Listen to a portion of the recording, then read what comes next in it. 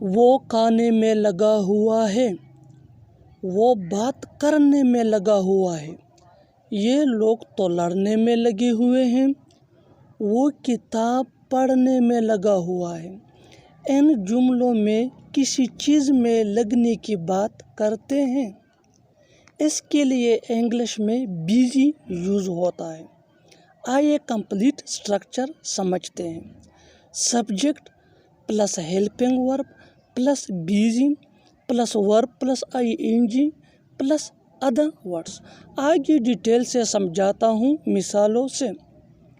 وہ کھانے میں لگا ہوا ہے، وہ کھانے میں لگا ہوا ہے۔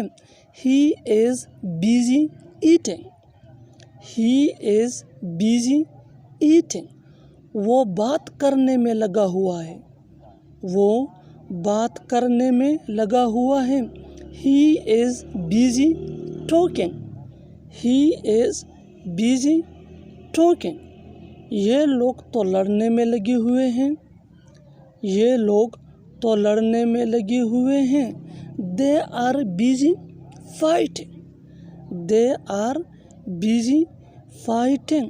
وہ کتاب پڑھنے میں لگا ہوا ہے، وہ کتاب پڑھنے میں لگا ہوا ہے۔ He is busy reading book. He is busy reading book. اور آخر میں یہ سینٹنس آپ کے لیے کمنٹ سیکشن میں اس کا جواب ضرور دینا۔ وہ کمرہ صاف کرنے میں لگا ہوا ہے، وہ کمرہ صاف کرنے میں لگا ہوا ہے۔ Subscribe English pace for more advanced English sentence structure. Thanks ماننا۔